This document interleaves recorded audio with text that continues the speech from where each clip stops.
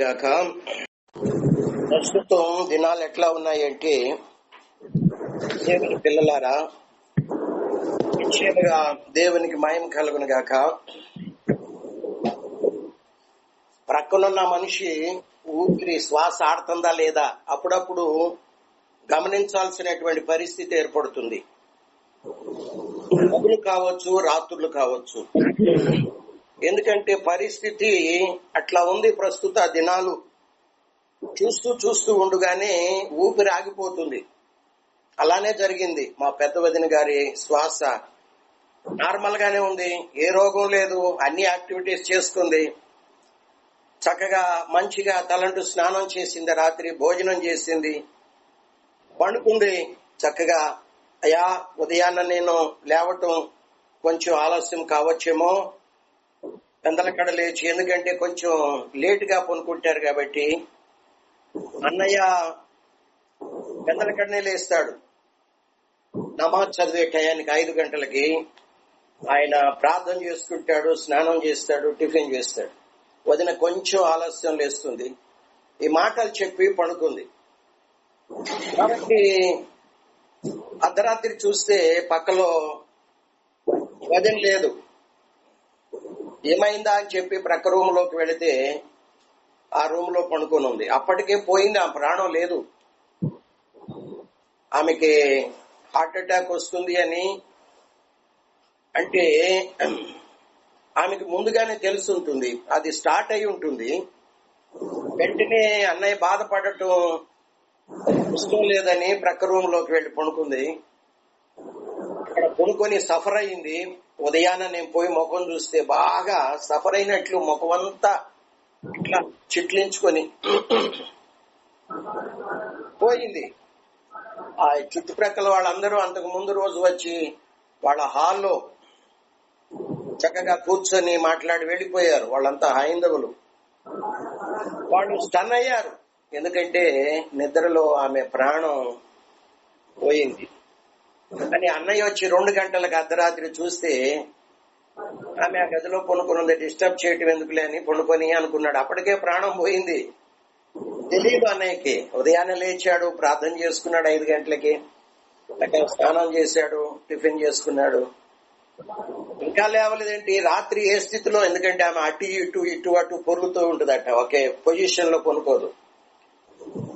ఏంటి రాత్రి 2 గంటలకు చూస్తే అదే పొజిషన్ లో ఉంది. ఇప్పుడు అదే డౌట్ వచ్చి వెళ్ళి ఎందుకంటే ఉచ్ఛ్వాస నిశ్వాస గాలి ఊపిరి కనుక ఆడుతూ ఉంటే మన పొట్ట, మన గుండె ఇవన్నీ కదులుతూ ఉంటాయి. కొంచెం అలా ఏమీ లేదు, చలనం లేదు. వెంటనే అనుమానం వచ్చి పెద్ద కుమార్తెను పిలిచాడు. ఆ శాచురీస్ మెషిన్ పెట్టి చూస్తే నథింగ్, లేదు, చనిపోయింది. ఎందుకు చెప్తున్నానంటే, మూడో వదిన కూడా అట్లనే. మూడో వదిన కూడా అంత శనివారం, అయ్యా ఎక్కడికి వెళ్తున్నారంటే, ఇప్పుడే వస్తాను, చిన్న ప్రేయర్ చేసి వస్తానని పోయాడు అన్నయ్య. చక్కగా మా ప్రార్థనకు వస్తావా శనివారం అంటే రాలేను అంది. చక్కగా ఆరాధన ముగించుకొని, శనివారం ప్రార్థనా కూటం ముగించుకొని ఇంట్లోకి వచ్చాడు. వస్తే ఆకలి వేస్తుంది, అన్నం పెట్టండి అన్నారు. కొంచెం ఒక చిన్న క్వాంటిటీ ఆహారం తీసుకుంది, నోట్లో ప్రేయర్ చేసి ఆయిల్ వేసాడు. ఆమె నన్ను పెద్దగా ఉంది. ఇంకంటే అదే చివరి పలుకు అది కొంచెం తల ప్రక్కకేసింది. అప్పటికే గావు కాకి పెట్టాడు. కిక్కి అంటే కిక్కి చర్చిలో ఉంది అనేసరిగా పరిగెత్తుకుంటూ వచ్చింది. ఆక్సిజన్ మీదే ఉంది, ఆక్సిజనే పెట్టారు. మరి తీరా శాచురీస్ చూస్తే ఆ మిషన్ పెట్టి బాగానే ఉన్నాయి, ఆక్సిజన్ మీదే ఉంది, శ్వాస ఆడుతూనే ఉంది. ఎందుకైనా మంచిది దగ్గరలో ఉన్న హాస్పిటల్కి తీసుకుని వెళదాం, ఎందుకంటే అప్పటికి అన్కాన్షియస్ అయిపోయింది. అంబులెన్స్ పిలిచారు, ఆదిత్య నుండి అంబులెన్స్ పిలిచి అమ్మాయి కూడా సూపర్ స్పెషాలిటీ హాస్పిటల్కి తీసుకుని వెళ్ళారు. అంబులెన్స్ లో ముగ్గురున్నారు. కుమార్తె ఉంది, ఇంకా వేరే వాళ్ళు విశ్వాసులు ఉన్నారు. అయినప్పటికీ ఆమె శ్వాస మార్గ మధ్యం లాగిపోయింది. వాళ్ళకి ఎవరికీ తెలియదు. హాస్పిటల్లో దించి తీసుకుని వెళ్లారు. అంబులెన్స్ నుండి హాస్పిటల్ లోపలికి. డాక్టర్ టెస్ట్ చేసి ఇప్పుడే ఒక 10 నిమిషాల లోపు అది వేలో ఉన్నప్పుడు శ్వాస ఆగిపోయింది, కార్డియాక్ అరెస్ట్ అంటే గుండె ఆగిపోయింది అని చెప్పారు. ఎందుకు చెప్తున్నానంటే మా యొక్క అపార్ట్మెంట్ లో మాది గ్రౌండ్ ఫ్లోర్ లోనే ప్రక్కన ఫ్లాట్ G3 వాళ్ళు చక్కగా భార్య భర్తలు రిటైర్మెంట్ అయ్యారనుకుంటాను. మా విండో ప్రక్కనే మనవడిని తీసుకుని వచ్చి మనవడు మనవరాలను చక్కగా ఆడిస్తూ ఉండేవాళ్ళు ఇద్దరు. మరి 2 నెలల క్రితం బ్రీతింగ్ ప్రాబ్లం వచ్చిందని ఇంట్లోనే ఆక్సిజన్ పెట్టారు. 4 రోజుల క్రితం మరి ఫీవర్ వచ్చిందని హాస్పిటల్లో కిమ్స్ హాస్పిటల్ సికింద్రాబాద్ తీసుకుని వెళ్లారు. అక్కడ టెస్టులు చేసి బ్లడ్ ఇన్ఫెక్షన్ వచ్చింది అన్నారు. హార్ట్ అటాక్ వచ్చేసింది. 4 రోజులు ఉంచుకొని వాళ్ళకి ప్రేయర్ చేద్దామని చెప్పి నేను వెళ్ళాను. 4 రోజులు హాస్పిటల్లో ఉంచుకొని 14 లక్షలు తీసుకున్నారయ్యా. 14 లక్షలు తీసుకొని మాకు డెడ్ బాడీని, శవాన్ని ఇచ్చారు అని పాపం వాళ్ళు వాపోతూ ఉన్నారు. చూస్తూ ఉండగానే నేను స్టన్ అయ్యాను. ఆ కిటికీ ప్రక్కనే నేను వస్తూ పోతున్నా గాని చక్కగా మనవరాలు పెట్టుకుని వాళ్ళిద్దరూ చక్కగా ఆమెతో ఆడుకుంటూ ఉండేవాడు. దేవునికి మహిమ కలుగును గాక. కాబట్టి ప్రస్తుతం ఎలా ఉన్నాయంటే రోజులు అది చూస్తూ ఉండగానే శ్వాసలు ఆగిపోతున్నాయి. అది ఎలా ఉంది అంటే ప్రక్కనున్న మనిషికి ఆ పొట్ట గుండె కొంచెం పైకి లేస్తూ క్రిందికి అంటే శ్వాస ఆడుతుందా లేదా అంటే మరణం అనేది భయం లేదు. ఎందుకంటే పరిశుద్ధులకు మరణం అనేది ఎలా ఉంటుంది చెప్పండి?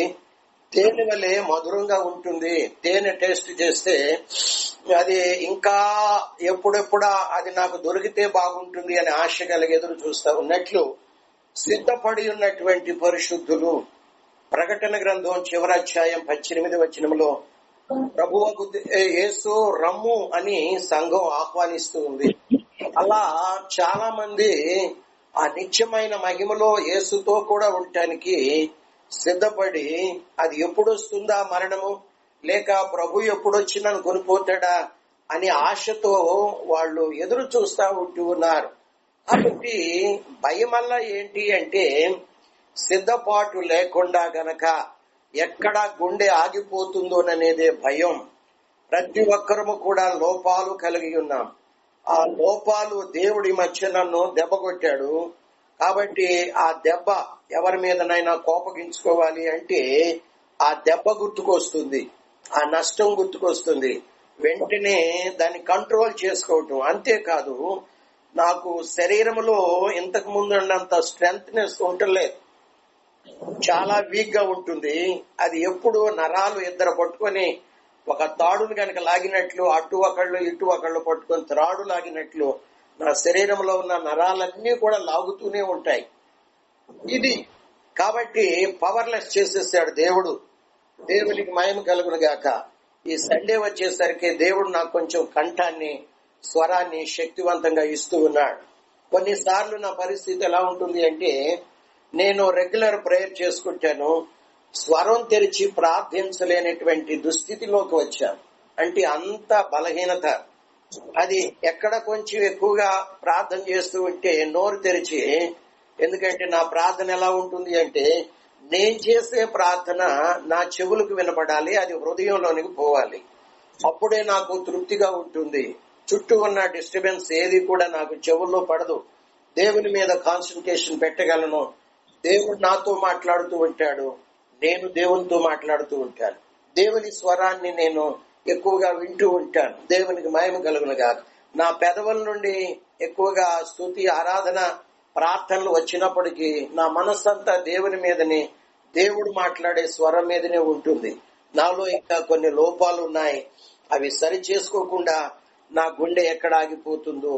పాస్టర్ గారి జీవితంలో కూడా కొన్ని లోపాలు ఉన్నాయి. ఆమె గుండె ఎక్కడ ఆగిపోతుందోనని మధ్యరాత్రులు నేను లేచి, పగలు ఆమె నిద్రిస్తున్నా కానీ ఆమె ఊపిరి ఆడుతుందా లేదా అనే భయముతో, అంటే మరణం వస్తుంది, మేము చనిపోతామనే భయం అయితే మాలో లేదు. కానీ అది మేము సిద్ధపాటు లేకుండా ఎక్కడ మేము మరణిస్తామో అన్నటువంటి భయముతో ప్రస్తుత దినాలు మేము గడుపుతూ ఉన్నాం. కాబట్టి ఎవరైనా సరే ఎవరైనా సరే మరణానికి దానికి ఒక తారతమ్యం వయస్సుతో నిమిత్తం లేదు అని గతంలో ఎన్నో పర్యాయాలు చెప్పుకున్నాం. తల్లి గర్భంలో ఉండగా కమాన్ అంటున్నాడు. ఈ లోకంలో అడుగు పెట్టగానే ప్రభు పిలుస్తూ ఉన్నాడు.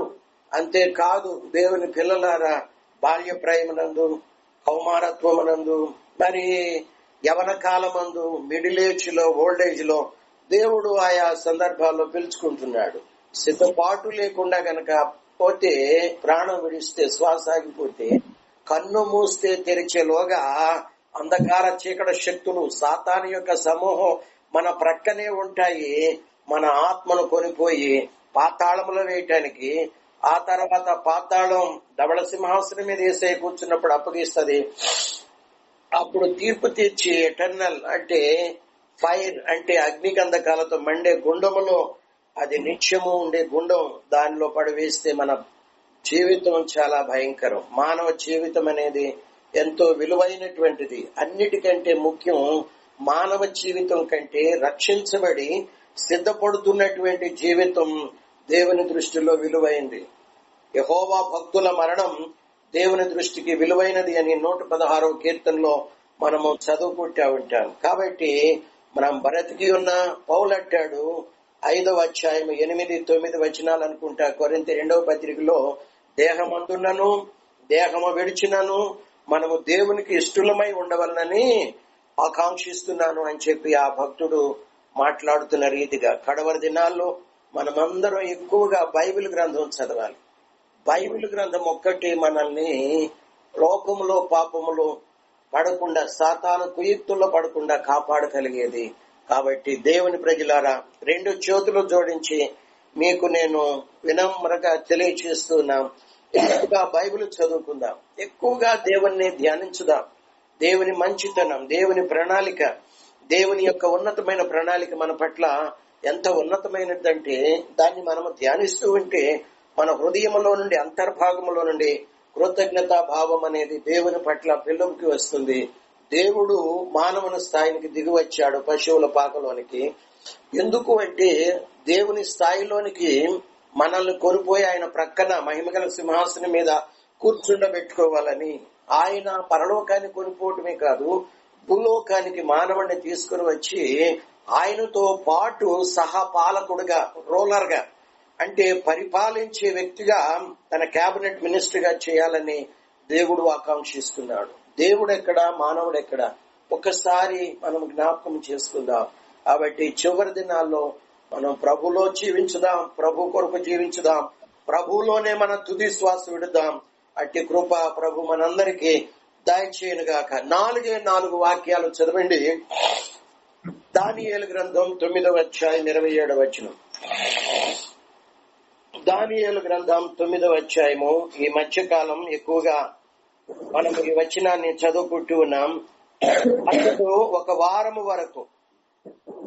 వారము వరకు అనేకులకు నిబంధనను స్థిరపరచును, అర్థవారమునకు బలిని నైవేద్యమును నిలిపివేయును, హేయమైనది నిలుచు వరకు నాశనం చేయువాడు వచ్చును, నాశనము చేయడానికి రావాలని నిర్ణయించిన నాశనము ముగించే వరకు ఇలాగూ జరుగును. తెస్సలోనీలకు రాసిన 2వ పత్రిక 2వ అధ్యాయము 2, 3, 4 వచనాలు చదువుకుందాం. తెస్సలోనీలకు రాసిన 2వ పత్రిక 2వ అధ్యాయము 3, 4 వచనాలు చదువుకుందాం.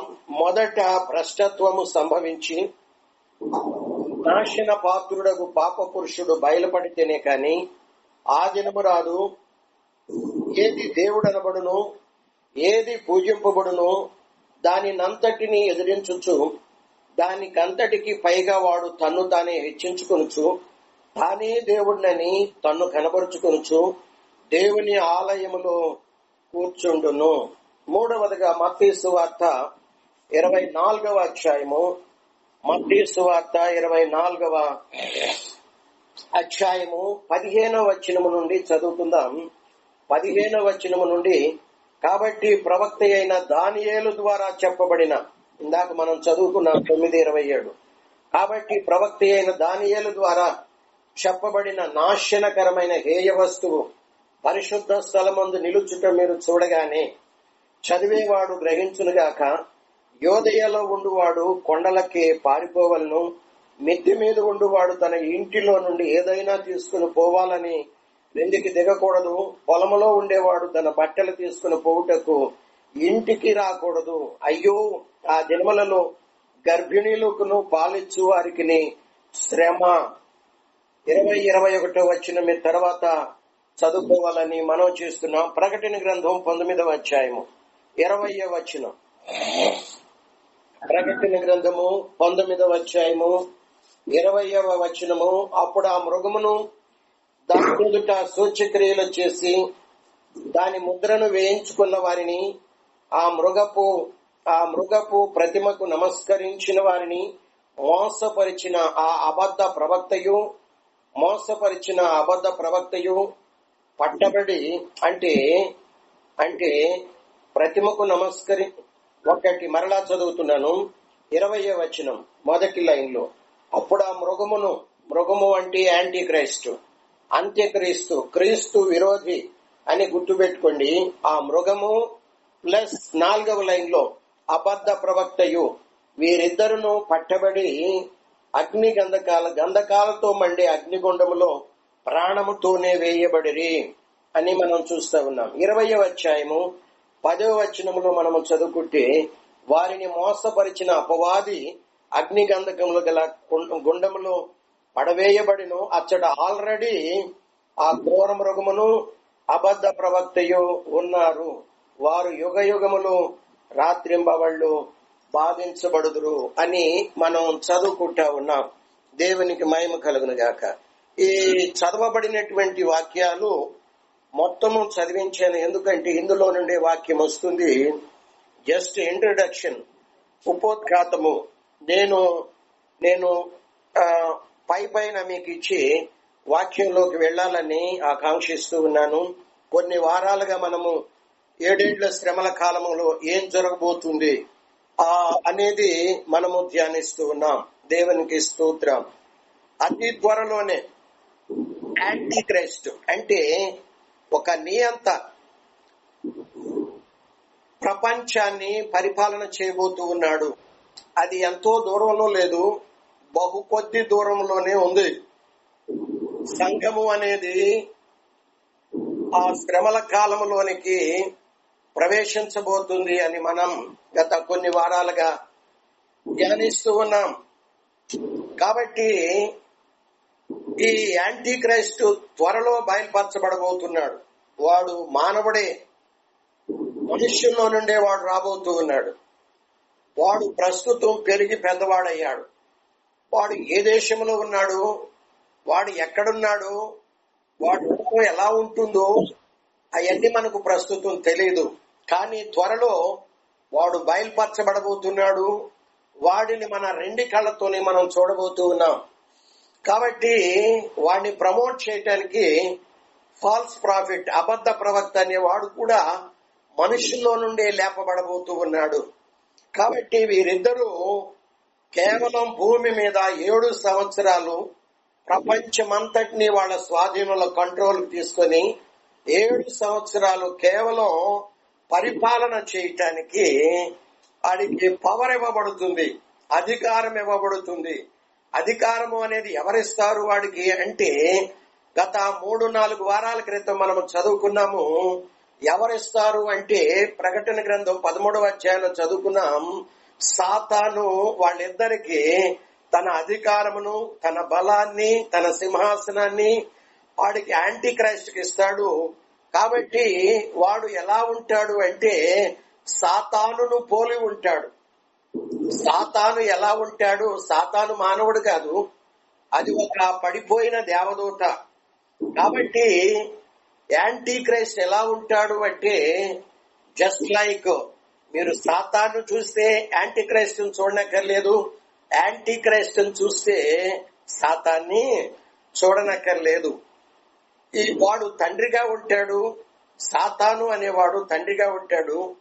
వాడు యాంటీ క్రైస్ట్ ఎన్నుకొని, ఇదిగో నీవు నాకు కుమారుడిగా ఉండాలి, నేను నీకు తండ్రిగా ఉంటాను, ఈ భూ ప్రపంచం అంతటి మీద నిన్ను అధికారిగా చేస్తాను, నా బలాన్ని నీకు ఇస్తాను, నా అధికారాన్ని నీకు ఇస్తాను, నా సింహాసనాన్ని కూడా నీకు ఇస్తాను, నా సింహాసనం మీద నువ్వు కూర్చొని ప్రపంచమంతా కూడా రాజుగాను దేవుడుగా పూజించబడుతూ పరిపాలన చేయాలి అంటాడు.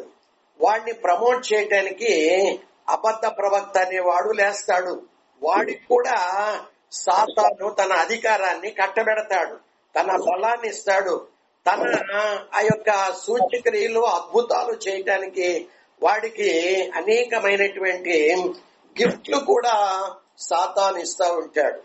వీళ్ళిద్దరూ 7 సంవత్సరాలు మాత్రమే భూమి మీద ఉండి పరిపాలన చేస్తారు. ఆ తర్వాత వాళ్ళ అధికారం, వాళ్ళ బలాన్ని, వాళ్ళ సింహాసనాన్ని కొట్టివేసి ప్రభువగు యేసు దేవుడు తన సంఘాన్ని వెంటబెట్టుకుని ఏం చేస్తాడంటే వాళ్ళిద్దరినీ బ్రతికి ఉండగానే ప్రాణంతో అగ్ని గంధకాలతో మండే గుండంలో పడవేస్తాడు. సాతానునేమో 1000 సంవత్సరాలు పాతాళంలో బంధించి వేస్తాడు అని మనము చూస్తా ఉన్నాం. 1000 సంవత్సరాల తర్వాత సాతాన్ని కూడా తీర్పు తీర్చి అగ్ని గంధకాలతో మండే గుండంలో వేస్తాడు. ఆల్రెడీ అక్కడ ఇంతకు ముందే 1000 సంవత్సరాలకు ముందే అందులో అగ్ని గంధకాలతో పండే గుండంలో పడవేయబడినటువంటి ఆ క్రీస్తు విరోధి అబద్ధ ప్రవక్త ఆల్రెడీ అక్కడ ఉన్నారు. వారు ముగ్గురు యుగ యుగాలు అక్కడ మరి బాధింపబడుతూనే ఉంటారు అని మనం చదువుకుంటా ఉన్నాం. దేవునికి మహిమ కలుగునుగాక. ప్రాబ్లం ఏంటి అంటే వాడు యాంటీ క్రైస్ట్ అతి త్వరలో తన్ను నియంతగా ప్రపంచానికి కనబరుచుకునే రోజులు అతి త్వరలో ఉన్నాయి. వాడు బయలుపరచబడ్డ రోజున సమస్తమును కూడా కంట్రోల్లోకి తీసుకుంటాడు. ప్రపంచమంతటా ఎన్ని దేశాలైతే ఉన్నాయో అన్ని దేశాల అధికారాన్ని వాడు కొట్టివేస్తాడు.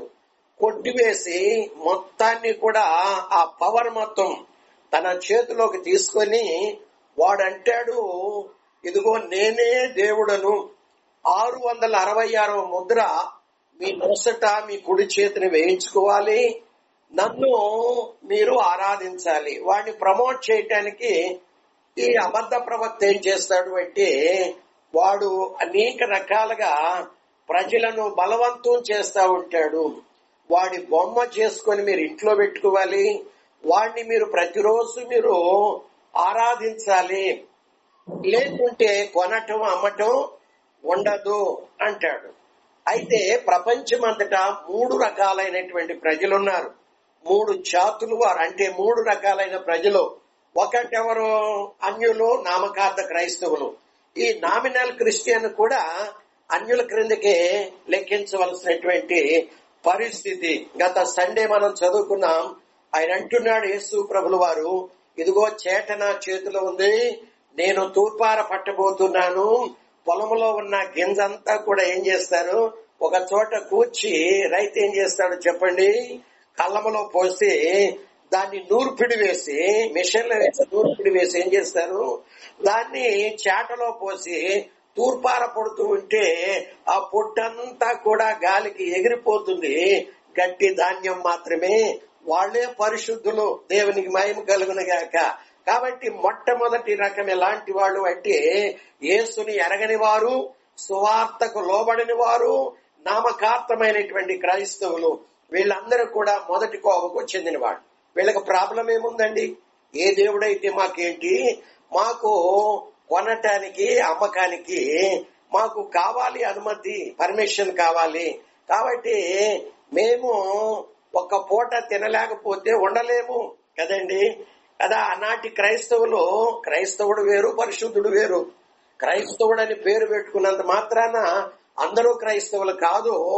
కానీ బైబిల్ గ్రంథం వీళ్ళిద్దరినీ కూడా వేరు చేసింది.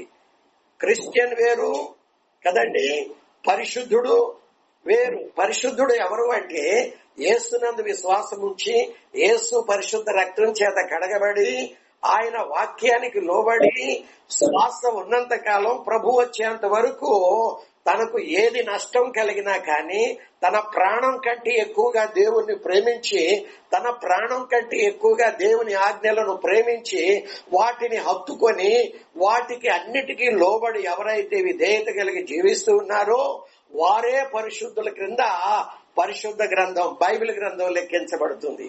కానీ చర్చికి వెళ్లే వాళ్ళందరూ కూడా పరిశుద్ధులు కాదు అని నా పరిశుద్ధ గ్రంథం వాళ్ళని లెక్కిస్తూ ఉంది. కాబట్టి ఈ లోకస్తులు, నామినల్ క్రిస్టియన్స్, ఎవడు క్రైస్తవుడు ఎవడు నామినల్ క్రైస్తవుడు, ఆ రోజు చేటలోనికి ధాన్యం వచ్చినప్పుడు మాత్రమే, తూర్పారబడుతున్నప్పుడు మాత్రమే అసలు సిసలైనటువంటి వాడు ఎవడు, డూప్లికేట్ ఎవడు అనేది ఆ రోజు మాత్రమే బయలుపరచబడుతూ ఉంది.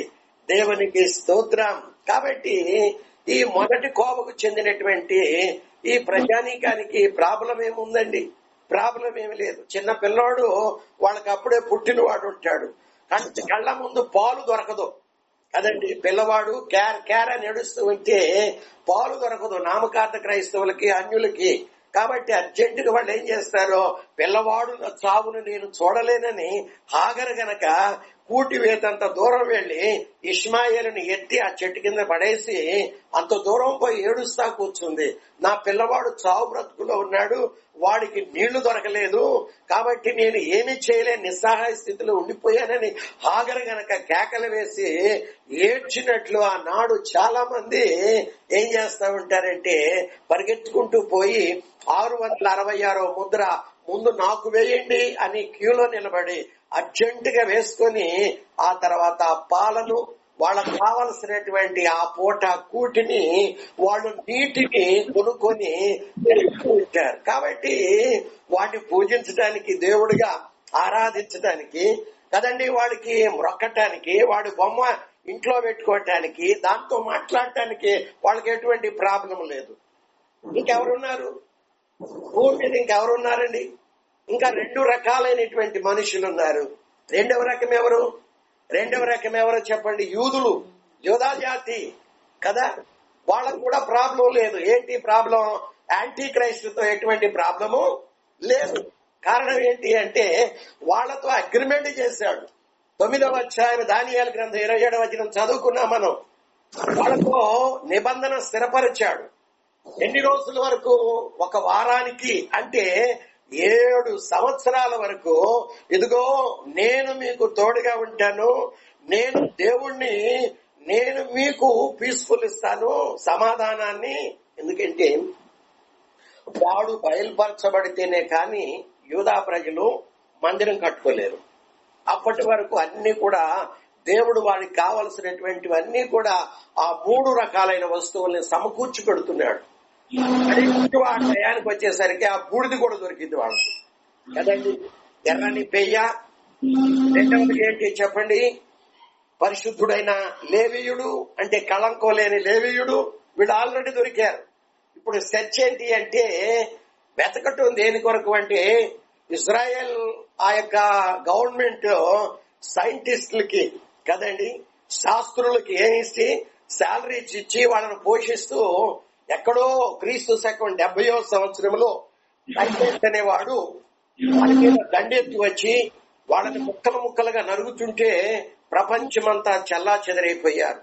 ఆ కట్టడాలకు వచ్చి శిష్యులు మట్లాదివారం రోజు యేసు ప్రభువుకి చూపించి వాటిని మరి బహుగా పొగుడుతుంటే యేసు ప్రభు కన్నీరు కారుస్తూ, యెరూషలేమా యెరూషలేమా, నేను నిన్ను దర్శించిన కాలం నీవెరగకుంటివి, కాబట్టి కోడి తన పిల్లల్ని రెక్కల క్రింద ఏ రీతిగా దాచిందో నేను మిమ్మల్ని అలా దాచాను. కానీ నేను దర్శించిన కాలం, నా దర్శన కాలాన్ని మీరు గుర్తించలేకపోయారు. నేను మెస్సియాగా వస్తే మీరు నన్ను దూషిస్తున్నారు, నువ్వు యెహోవా దేవుని యొక్క తండ్రికి కుమారుడని దేవదూషణ చేస్తున్నావు అని రిఫ్యూజ్ చేశారు. కాబట్టి ఒకానొక రోజు రాబోతుంది, ఈ మందిరాన్ని మీరు పొగుడుతున్నారే, అది ఏ మందిరం? అది 3వ మందిరం. అంటే BC 30లో హేరోదు మహారాజు కట్టినటువంటి మందిరం.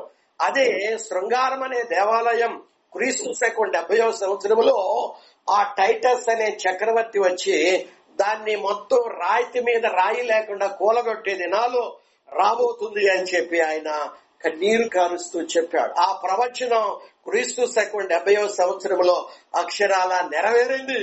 ఆ రోజులో గర్భిణీ స్త్రీల యొక్క పొట్టలు చీల్చారు. వాళ్ళందరూ కూడా కనికరం లేకుండా తుత్తునీయులుగా నరికివేశారు.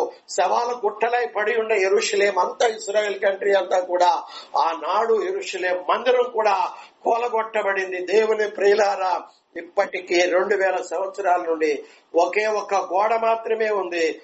వాళ్ళంతా తిరిగి మరలా ఇశ్రాయేల్ కంట్రీకి దేవుడు సమకూరుస్తానని పాత నిబంధనలు యెషయా గ్రంథం ఆయా చోట్ల ప్రవచనాల ద్వారా ముందుగానే పలికించాడు తన ప్రవక్తల ద్వారా. వాడు 1948వ సంవత్సరంలో అంతా కూడా సమకూర్చబడి అక్కడ వాళ్ళు మరి ఇండిపెండెంట్ అంటే స్వాతంత్ర్యాన్ని తెచ్చుకోగలిగారు. ఐక్యరాజ్య సమితి ద్వారా నాట నుండి సస్యశ్యామలంగా వాళ్ళు తోటలు నాటుకుంటున్నారు, ఫలభరితంగా వాళ్ళు తింటున్నారు. కానీ నాట నుండి నేటి వరకు వాళ్ళకి నెమ్మది లేనటువంటి బ్రతుకు. చుట్టూ వాళ్ళ దేశం ఇజ్రాయెల్ కంట్రీ చుట్టూ అరబ్ దేశాలు మొత్తం కూడా ఆవరించబడి ఉన్నాయి. ఇజ్రాయెల్ కంట్రీలో ఉన్న ఆయిల్ గనులు, బావులు మరి ఏ చుట్టుప్రక్కల అరబ్ దేశాల్లో కూడా లేవు. దాన్ని ఆక్రమించుకోవాలని అందుట్లో యూదులు అంటే యువదా జాతి అంటే అరబ్బులకి, ఏ హిందువులకు కాదు. హిందువులు అనేవాడు ఇక్కడ ఒకటే, జపాన్ లో ఒక్కటే కదండి. కొన్ని దేశాల్లో మాత్రమే ఈ బౌద్ధ మతస్థులని, ఈ హిందూ మతస్థులని ఉన్నారు. కానీ అరబ్ కంట్రీస్ ఎక్కువగా ఉన్నాయి. హిందువులు కాదు. యూదా జాతి వారంటే ముస్లిం అరబ్ కంట్రీస్ కి మహా అసహ్యం అన్నమాట. వాళ్ళని ఎప్పుడెప్పుడా మట్టు పెట్టాలని వాళ్ళు ప్రతిరోజు కూడా ఎదురు చూస్తూ ఏదో ఒక బాంబు ప్రతిరోజు కూడా ఇజ్రాయెల్ కంట్రీలో వాళ్ళు వేస్తూనే ఉన్నారు. వాళ్ళు బిక్కుబిక్కుమనుకుంటా ప్రాణాన్ని గుప్పెట్లో పెట్టుకొని ప్రతిరోజు కూడా బ్రతుకుతూనే ఉన్నారు. అయితే అతి త్వరలోనే యాంటీ క్రైస్ట్ అనేవాడు ప్రత్యక్షం కాబోతూ ఉన్నాడు. వాడు నియంతగా ప్రపంచానికి పరిచయం చేయడానికి అబద్ధ ప్రవక్తను వాడు లేవబోతున్నాడు. కాబట్టి ప్రియులారా, అటువంటి సందర్భంలో వాడు బయలుపరచబడే వరకు ఆ బూడిద దొరకదు. వాళ్ళకు ఏ రోజునైతే బూడిద దొరుకుతుందో ఈ 3 కూడా సమకూర్చబడతాయో వాళ్ళంతటా వాళ్ళు మందిరాన్ని కట్టుకోలేరు. ఎందుకంటే పర్మిషన్ కావాలి. చుట్టూ అరబ్ కంట్రీస్ అక్కడ మసీదు ఉంది. ఆ యెరూషలేము దేవాలయము ఎక్కడైతే కోల్చబడిందో అక్కడ మసీదు కట్టుకున్నారు. సెరాకన్లని వేరే వాళ్ళు కూడా వచ్చేసి మొత్తం ఆ ప్రాంతాన్ని ఆక్రమించారు. అప్పటి వరకు బ్రిటిష్ ప్రభుత్వం ఏలుబడిలో ఉంది కాబట్టి వాళ్ళందరూ కూడా దానికి రాజీ పడి ఒప్పుకున్నారు. కాబట్టి దేవుని పిల్లలారా, నిశ్చయముగా వాడు బయలుపరచబడితే తప్ప దేవుని మందిరం కట్టబడదు. వాళ్ళతో అడ్డాడు. ఇదిగో 210 దేశాలు ప్రపంచమంతా ఉన్నప్పటికీ కూడా 209 దేశాలతో వాడు నేనే దేవుడిని, నన్నే ఆరాధించాలంటాడు. వాళ్ళకి ఒక అగ్రిమెంట్ చేస్తాడు. ఇదిగో ప్రతిరోజు అరబ్బులు వచ్చి మీ దేశంలో బాంబులు వేస్తున్నారు కదా, కాబట్టి మీరు ప్రతిరోజు బిక్కుబిక్కుమనుకుంటా ఎందుకు, నేను వాళ్ళందరినీ ఒప్పించి నేను మీకు మందిరం కట్టుకుంటానికి నేను ఒప్పిస్తాను అంటే ఆనాడు మట్లాదివారం రోజు మెస్సియాగా యేసయ్య వస్తే ఆయన తృణీకరించి సిలువ వేశారు. కానీ ఈ క్రీస్తు విరోధిని మెస్సియాగా వాళ్ళు అంగీకరించి వాడితో కలిసి వీళ్ళు ఏం చేస్తారు, 7 సంవత్సరాల అగ్రిమెంట్ వాడు వీళ్ళు కలిసి ఒప్పందం చేసుకుంటూ ఉంటారు. నిబంధన ఆ రోజు స్థిరపరచబడుతూ ఉంటుంది. కాబట్టి మీరు మందిరం కట్టుకోవచ్చు, మీరు మీ బలులు అర్పించుకోవచ్చు, మీరు మీ అర్పణలను, మీ నైవేద్యాలని అన్నిటిని కూడా ప్రతిరోజు మీరు దేవాలయం, ఎందుకంటే మందిరం ఆలయము వేరు, చర్చి వేరు. చర్చి ఏమో దేవుణ్ణి ఆరాధించుకుంటానికి, కానీ యూదులకు అలా కాదు. మందిరం అనేది, ఆలయం అనేది అది వేరు. కాబట్టి ఎందుకంటే అందులో బలిపీఠం ఉంటుంది. బలిపీఠం అనేది కట్టబడాలి. అది బలిపీఠం మీద ప్రతిరోజు వారు బలులు అర్పిస్తూనే ఉండాలి. దానికి లేవియాకాండం, సంఖ్యాకాండం మనం చదువుకుంటే అందులో ఒక్కొక్క రకమైనటువంటి బలి, 5 రకాలైనటువంటి బలులు ఉన్నాయి. ఒక్కొక్క రకమైనటువంటి బలి ఏ రీతిగా అర్పించాలనేది దేవుడు సీనాయి పర్వతం మీద ఆనాడు మోషే ద్వారా వారికి కట్టడలు విధులు నియమించాడు. ఖచ్చితంగా దాన్ని 100% వాళ్ళు ప్రాణం పోయినా పర్వాలేదు గాని ఖచ్చితంగా వాటన్నిటిని వాళ్ళు అర్పిస్తూ ఉంటారు. కాబట్టి మందిరం అనేది, ఆలయము అనేది లేకుండా కదండి. మనం చదువుకున్న ఒక మాట మరలా చదువుకుందాం. తెస్సలోనీయులకు రాసిన 2వ పత్రిక 2వ అధ్యాయము, తెస్సలోనీయులకు రాసిన 2వ పత్రిక అండి, 2వ అధ్యాయము మనం చదువుకుంటే 3వ వచనము చివరి లైన్ లో, అంటే 5వ లైను, తాను దేవుడిని తన్ను కనబరుచుకొనుచు దేవుని ఆలయములో కూర్చుండును. యెరూషలేములో కట్టబడే ఆలయములో వాడు కూర్చుంటాడు. కాబట్టి దానికి ఆలయము అనే పేరు కదండి. ఇంకొక మాట చదవండి. 3వ అధ్యాయం అపోస్తుల కార్యం 1వ వచనం. అపోస్తుల కార్యం 3వ అధ్యాయము 1వ వచనములో మనము చదువుకున్నట్లయితే, పగలు 3 గంటలకు ప్రార్థనా కాలమున పేతురును యోహానును దేవాలయమునకు ఎక్కి వెళ్ళుచుండగా, ఇక్కడేమని వ్రాయబడి ఉంది చెప్పండి? ఆలయము, దేవుని ఆలయము. ఆలయము వేరే, చర్చి వేరే. ఆలయంలో దేవుణ్ణి వాళ్ళు బలిపీఠాలు కట్టుకొని బలులు అర్పిస్తూ, వాళ్ళు నైవేద్యాలు అర్పిస్తూ, వాళ్ళు అర్పణలు సమర్పించుకుంటూ ఉండాలి. దేవునికి మహిమ కలుగునుగాక. పాత నిబంధనలు 7 రకాలైనటువంటి పండుగలు ఉన్నాయండి. క్రీస్తు శకం 70వ సంవత్సరంలో వాళ్ళంతా కూడా చెదిరిపోయారు. కానీ అంతకు ముందు వాళ్ళు భయంకరంగా 3 రాజ్యాలు వాళ్ళు పరిపాలన చేశారు. బబులోను దేశ సామ్రాజ్యాన్ని స్థాపించి నెబుకద్నెజరు పరిపాలన చేశాడు. ఆ తర్వాత మాదీయ పారసీకులు మరి ప్రపంచాన్ని ఏలుబడి చేశారు.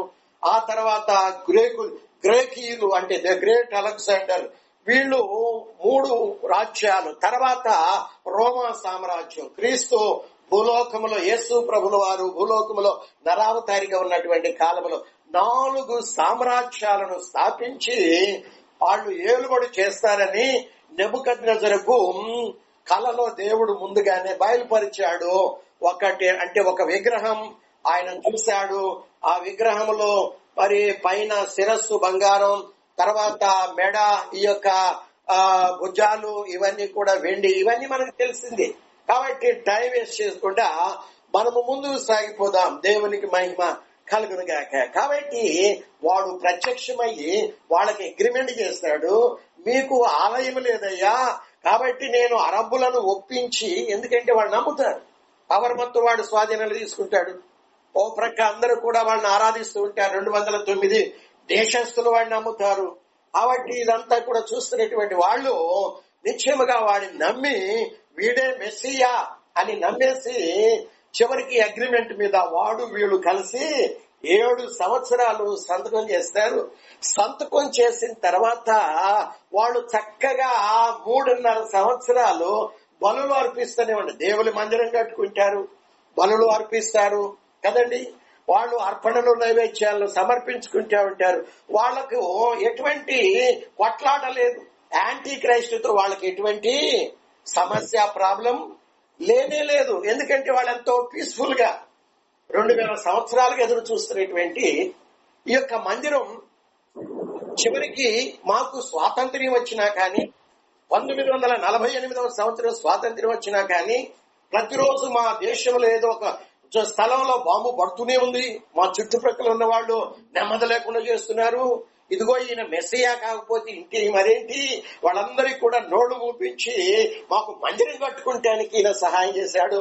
మేమింత నెమ్మది కలిగి ప్రతిరోజు బిక్కుబిక్కుమనుకుంటూ ఉండేవాళ్ళం. కాబట్టి ప్రతిరోజు కూడా మేము ఆలయంలోకి వెళ్లి చక్కగా మేము దేవుణ్ణి ఆరాధించుకుంటున్నాము అని చెప్పేసి నమ్ముతా ఉంటారు అదండి. కాబట్టి ఎన్ని రోజులు ఎలా జరుగుతుంది? వాడు ముద్ర వేయించుకునే పని లేదు యూదులకి, అర్థమవుతుందండి. 3.5 సంవత్సరాలు, యాక్చువల్ గా అయితే 7 సంవత్సరాలు. వాళ్ళ అగ్రిమెంట్ 7 సంవత్సరాలు నిబంధన స్థిరపరచుకున్నారు ఇరువురు కలిసి, ఉభయులు కలిసి. కాబట్టి 3.5 సంవత్సరాల వరకు వాడితో వీళ్ళకి ఎటువంటి ప్రాబ్లం లేదు. అబద్ధ ప్రవక్త గాని యాంటీ క్రైస్ట్ గాని వీళ్ళ మీద ఎటువంటి ఫోర్స్ తీసుకురాడు. ఎందుకంటే మీరు ముద్ర వేయించుకోవాలి, మీ ఇండ్లలో యాంటీ క్రైస్ట్ బొమ్మ పెట్టుకోవాలి, దానికి ప్రాణం ఇస్తాను, అది మీతో మాట్లాడిద్ది అని ఎటువంటి బలవంతం అనేది లేనే లేదు. వాడు హాయిగా చక్కగా ప్రపంచమంతా ఒక రకంగా బిక్కుబిక్కుమంటా ఉంటే మరొక రకంగా వీళ్ళు ఆ ఒక్క కంట్రీ మాత్రం ఎంతో నెమ్మదిగా, ఎంతో సమాధానం కలిగి, ఎంతో హాయిగా వాళ్ళు దేవుణ్ణి ఆరాధించుకుంటా ఉంటారు. కాబట్టి ఒకటేమో అన్యులు నామకార్థ క్రైస్తవులు, వాళ్ళకి ఎటువంటి ప్రాబ్లం లేదు వాడిని ఇంట్లో పెట్టుకోవటానికి. రెండవదిగా వీళ్ళు మాత్రం అబద్ధ ప్రవక్త యాంటీ క్రైస్ట్ వీడిని బలవంతం చేయనవసరం లేదు. ఎందుకంటే ఆ ముద్రతో వాళ్ళకి పని లేదు, వాడిని ఆరాధించవలసినటువంటి పని లేదు. కాబట్టి 3.5 సంవత్సరాలు చెప్పేది ఏంటి అంటే మిగిలింది ఎవరండి? పరిశుద్ధులు. క్రైస్తవులు అంటలా నేను, పరిశుద్ధులు. వీళ్ళని వీడు బలవంతం చేస్తాడు కదా, వీళ్ళని వీడు ఏం చేస్తాడు? బలవంతం చేస్తాడు. వాడి మాటకు ఎవడైతే లోబడడో ఆకాశం నుండి అగ్ని రప్పిస్తాడు అబద్ధ ప్రవక్త, వాళ్ళని కాల్చివేస్తాడు. వాడు సూచక్రియలు చేసే ఆ యొక్క అధికారం సాతాను అబద్ధ ప్రవక్తకి ఇచ్చాడు. 7 సంవత్సరాలు ఇలా జరుగుతుంది. కాబట్టి మొదటి 3.5 సంవత్సరాలేమో సంఘానికి శ్రమ, తర్వాత సెకండ్ పార్ట్ 3.5 సంవత్సరాలు యూదులకు శ్రమ. ఎందుకంటే నేను చెప్పే విషయం ఏంటంటే మొదటి 3.5 సంవత్సరాలు యాంటీ క్రైస్ట్తో కానీ అబద్ధ ప్రవక్తతో కానీ యూదులకు ఎటువంటి ప్రాబ్లం లేదు. కాబట్టి మొదటి 3.5 సంవత్సరాలు హింసించేది ఎవరు? అన్యుల్ని హింసించే పని లేదు. వాళ్ళు చక్కగా వాడిని మొక్కుతా ఉన్నారు, పూజిస్తా ఉన్నారు, ఆరాధిస్తూ ఉన్నారు, నామకార్థ క్రైస్తవులు కూడా. కాబట్టి వాళ్ళకి ప్రాబ్లం లేదు వాడిని ఆరాధించడానికి. రెండవదిగా మొదటి 3.5 సంవత్సరాలు యూదులు వాడిని ఆరాధించిన అవసరము లేదు. మిగిలింది ఎవరు? పరిశుద్ధులు. కాబట్టి అబద్ధ ప్రవక్త వాడిని ఏం చేస్తాడని 3 వారాల క్రితం మనం చదువుకున్నాం. మీరు వాడిని దేవుడిగా పూజించాలి, బలవంతం చేస్తాడు. వాడి బొమ్మ చేసి మీ ఇంట్లో పెట్టుకోవాలి, దానికి నేను ప్రాణం ఇస్తాను, అది మీతో ప్రతిరోజు మాట్లాడిద్ది. వాడు బలవంతం చేస్తాడు. 666 ముద్ర వేయించుకోవాలి అని వాడు బలవంతం చేస్తాడు. బలవంతం మాత్రమే కాదు, వాళ్ళతో యుద్ధం చేస్తాడంట. రాబోయే రోజుల్లో మనం చూడబోతూ ఉన్నాం. పరిశుద్ధులతో వాడు ఏం చేస్తాడు? యుద్ధం చేస్తాడు, వాడు బలవంతం చేస్తాడు, కొంతమందిని హతమారుస్తాడని కూడా ఉంది కదా. బైబిల్లో ఏమని వ్రాయబడిందంటే పరిశుద్ధులతో వాడు బలవంతం చేస్తాడు, పరిశుద్ధుల్ని వాళ్ళతో వాడు యుద్ధం చేస్తాడంట. యుద్ధం చేసి జయిస్తాడని ఉంది బైబిల్లో. పరిశుద్ధ గ్రంథంలో, ప్రకటన గ్రంథంలో 13వ అధ్యాయంలో పరిశుద్ధులతో వాడు ఏం చేస్తాడు? యుద్ధం కూడా చేస్తాడు. యుద్ధం చేసి ఏం చేస్తాడంట? జయం పొందుతాడంట. ఆ అధికారం వాళ్ళకి ఇవ్వబడింది కదా. కాబట్టి కొంతమందిని హతమారుస్తాడు. దేవుని బిడ్డలారా, చెప్పొచ్చే విషయం ఏంటండి? మీకు అర్థమవుతుందండి? 7 సంవత్సరాలు అన్యులు నామకార్థ క్రైస్తవులు వాడి ముద్ర వేయించుకొని వాడి బొమ్మింటి పెట్టుకుని రోజు మొక్కుతారు, శుభ్రంగా కొనుక్కుంటారు, అమ్ముకుంటారు, వాళ్ళకి కావాల్సినవన్నీ యథాప్రకారంగా, ప్రాబ్లం ఏమి లేదు. రెండవదిగా మొదటి 3.5 సంవత్సరాలు వాడి బొమ్మ పెట్టుకున్నక్కర్లేదు యోధా ప్రజలు, వాడి ముద్ర వేయించుకునే అవసరం లేదు, ఆరాధించిన అవసరం లేదు. మరి మొదటి 3.5 సంవత్సరాలు ఎవరిని వీడు బలవంతం చేసేది? ఎవరితో వీడు యుద్ధం చేసేది? ఎవరితో? మనం చదువుకున్నాం కదండి, 3.5 సంవత్సరాల తర్వాత వాడు నిబంధనను రద్దు చేస్తాడు యూదులతో. చేసి వచ్చి మనం చదువుకున్న తెస్సలోనికీయులకు రాసిన 2వ పత్రిక 2వ అధ్యాయం 3-4 వచనాల్లో తానే దేవుడిని అని వచ్చి ఏం చేస్తాడు వాడు? ఆలయములో కూర్చుంటాడు, దేవాలయములో వాడు కూర్చుంటాడు. అప్పుడు తిరగబడతాడు. అప్పుడు ఇశ్రాయేలీలు తిరగబడతారు. తిరగబడి చివరికి వాడు రద్దు చేస్తాడు 3.5 సంవత్సరాల తర్వాత. ఇవన్నీ చేసిన తర్వాత చివరికి వాళ్ళ పొట్టలు చీలుస్తారు. మనం చదువుకున్నాం, దానియేలు ప్రవక్త ద్వారా పలకబడినటువంటి మాట మీరు చదువునప్పుడు మీరు కొండలకు పారిపోవాలి కదండి, కొండలకి పారిపోవాలి అని. ఆ మొదటి 3.5 సంవత్సరాలేమో పరిశుద్ధుల్ని హింసిస్తాడు, తర్వాత 3.5 సంవత్సరాలేమో యూదుల్ని హింసిస్తాడు. ఆ 7 సంవత్సరాల తదనంతరం సంఘాన్ని వెంటబెట్టుకొని, ఎందుకంటే ఈ రెంటి మధ్యలో సంఘం ఎత్తబడుతుంది. మొదటి 3.5 సంవత్సరాలు, రెండవ 3.5 సంవత్సరాలు అంటే రెంటి మధ్యలో సంఘం. అది రాబోయే దినాల్లో మనము ధ్యానించుదాం. తలలు వంచండి, తలలు వంచండి, సమయం అయిపోయింది. తలలు వంచండి. సంఘం ఎత్తబడుతుంది. 3.5 సంవత్సరాలు అక్కడ ట్రైనింగ్ ఉంటుంది. పరిపాలన భూలోకంలో యేసుతో క్రీస్తుతో కలిసి ఏ రీతిగా పరిపాలన చేయాలో ఆ 3.5 సంవత్సరాల్లో భూలోకంలో జీవించిన జీవితాన్ని బట్టి దేవుడు అక్కడ బహుమానాలు, గిఫ్ట్లు ఇవ్వబోతూ ఉన్నాడు. వాళ్లకు ఆధిక్యతలు ఇవ్వబోతున్నాడు, మహిమనివ్వబోతూ ఉన్నాడు. 7 సంవత్సరాల శ్రమల కాలం ముగింపులో చివరి రోజున సంఘాన్ని వెంటబెట్టుకొని ఒలీవ కొండ మీదకు అడుగు పెడతాడు. అది తూర్పు దిక్కుకు పడమటి దిక్కుకు నడిమిగా అది విడిపోద్ది. మధ్యలో ఒక పెద్ద అగాధం అనేది, లోయ అనేది ఏర్పడుతుంది. అదే హర్మెగెద్దెను లోయ. సాతానుడు వాళ్ళందరినీ కూడా వెంటబెట్టుకుని ప్రపంచంలో మిలిటరీని, ఎయిర్ ఫోర్స్ ని, నేవీని వెంటబెట్టుకుని ఆ స్థలానికి, యెరూషలేము ఒలీవ కొండ దగ్గరికి, హర్మెగెద్దెను అనే స్థలానికి అందరినీ ప్రోగు చేస్తాడు. 200 కోట్ల యుద్ధ విమానాల్ని అక్కడ సమకూరుస్తాడు. ఇదేనే భూలోకానికి యువరాజుని, ఇదంతా నా స్వాధీనంలో ఉంది, నాది, ఈయనెవరో వస్తున్నాడు, ఈ మొత్తాన్ని స్వాధీనం చేసుకుంటానికి, ప్రపంచాన్ని 1000 సంవత్సరాలు ఏలటానికి.